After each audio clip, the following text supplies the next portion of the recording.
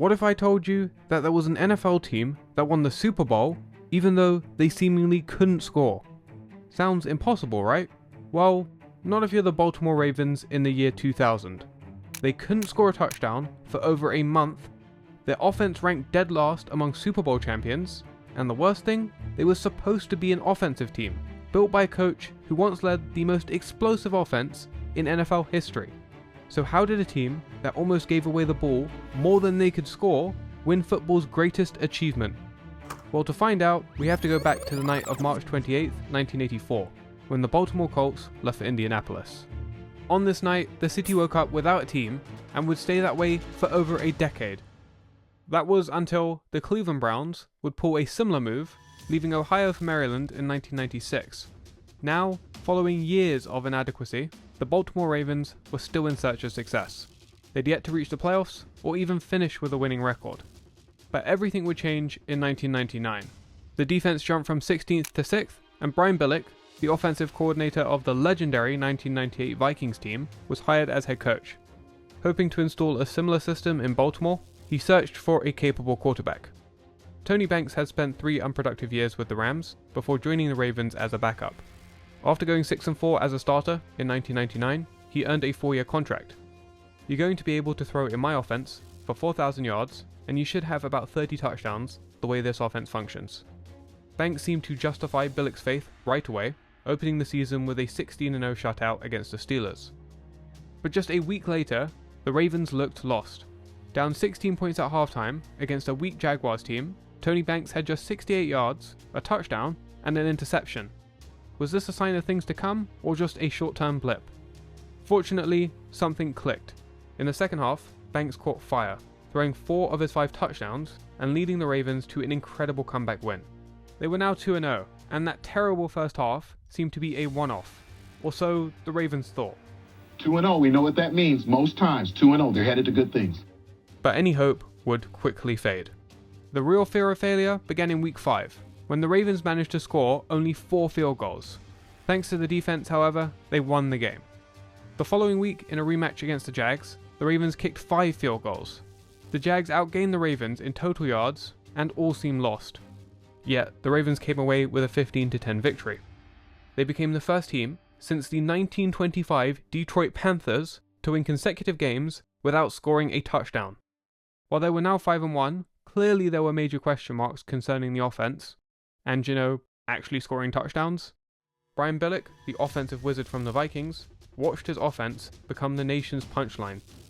That continued into week 7 against the Redskins, when they managed to score only 3 points. Inevitably, they lost. That put them at 5-2, 1 game behind the Titans, the team they'd be facing next.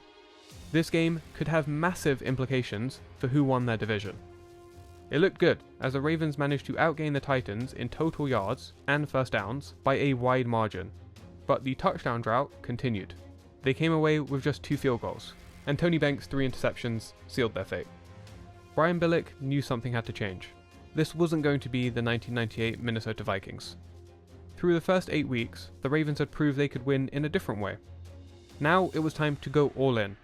If we don't turn the ball over, and we just punt the ball, play good special teams and defense, the odds were that we were going to win a lot of games. The team committed to this identity. Defense first, everything else follows. I say, well, listen, from a defense perspective, let's make it simple. Give me 10 points a game. That's it.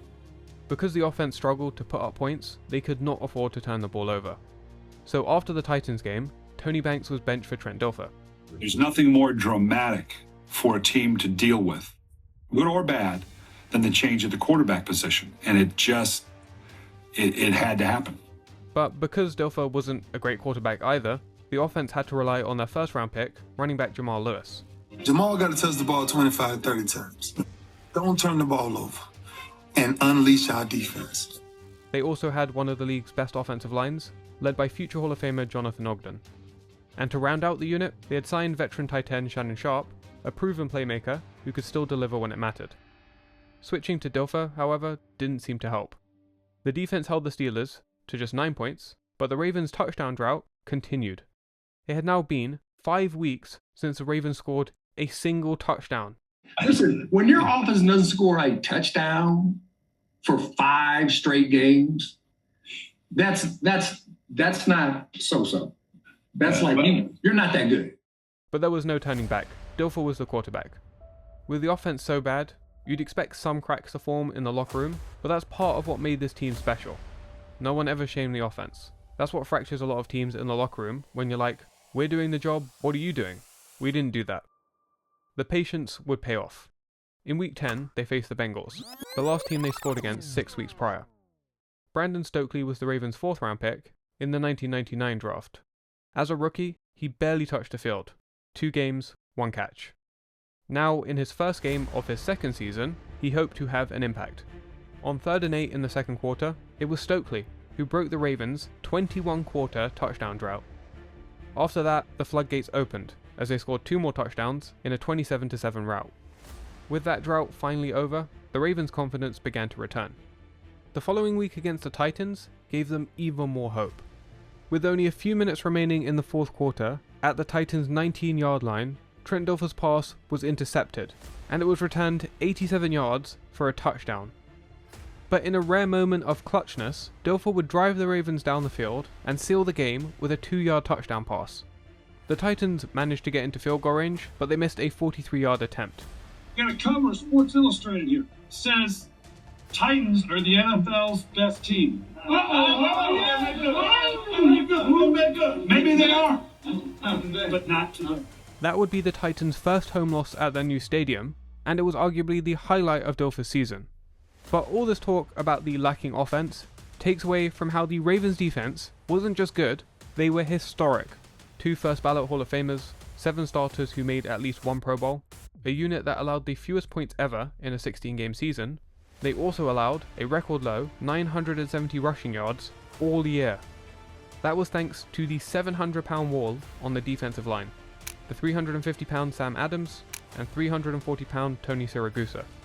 Allowing just 2.7 yards per carry, running the ball against Baltimore was suicide. After being held to just 9 yards on 12 carries, Bengals running back Corey Dillon simply refused to go back into the game. Nowhere for Corey Dillon to run. He's going to get up, fire it up, watch him throw the ball down. He just say, you know what, enough is enough, and it's frustrating. And this young man is all about emotion. That's part of what makes him great. You can see Bruce Cosley. Corey, get back on the field. Corey, with some words head coach. This forced teams to become one-dimensional. The thing was that you couldn't run, so they made you one-dimensional very early. You got me. And because they didn't have to blitz, so they didn't have to sacrifice the back end. Right. However, even through the air, opponents found no mercy. They ranked 2nd in passing touchdowns allowed and led the league in takeaways. Rod Woodson had joined the team in 1998, and while he was now 35, he was still an All-Pro safety, and his leadership inspired the team. You know, Marvin Lewis was with us in Pittsburgh, and he's over there as a D coordinator now. You know, Marvin called me pretty quick when free agency started. We needed help. I needed help. Not only on the field, but as a mentor and as a leader. Simply put, the Ravens were a nightmare to move the ball against. Nobody benefited more than Ray Lewis. The 26th pick in the 1996 draft, Lewis had emerged as the Ravens' defensive centerpiece. But after being accused of double murder earlier that year, the 3-time All-Pro's career could have been over. Instead, he would be cleared of any wrongdoing, and then go on to have his finest season. 137 tackles, 3 sacks, and Defensive Player of the Year. Ray Lewis, the dominant player in the league defensively. And I hope people understand, this is Dick Butkus, this is Joe Green in his prime. Despite their historic season, many questioned whether the defense was truly legitimate. The Ravens had the easiest schedule in the AFC, only facing 4 teams with a winning record. While they had faced elite running backs, the same couldn't be said for the quarterbacks. And when a team can't throw, it becomes much easier to stop the run. But what this criticism failed to account for was how bad their offense was. Remember, they literally could not score for 5 games straight, but they still won 2 of those games because of the defense, and because even in the losses, they held opponents to under 9 points per game. Just 1 touchdown could have been the difference between a 5-0 run and that 2-3 slump. With doubt surrounding them, the Ravens knew they had something to prove heading into the playoffs. The pundits and the experts are going to pick this apart and talk to me about some kiss-ass 3rd down percentage or red zone. Hey, them all. Put that in NFL films. Bleep it any way you want. Their first challenge was the NFL's second highest scoring offense, the Denver Broncos. On offense, the Ravens got the tiny bit of production from Dilfer that they needed. 14 passes and a fortunate touchdown pass. The defense, supposedly untested, held a Broncos team, averaging 30 points a game, to just 3. A 21-3 victory sent them to the divisional round for a rematch against the Titans.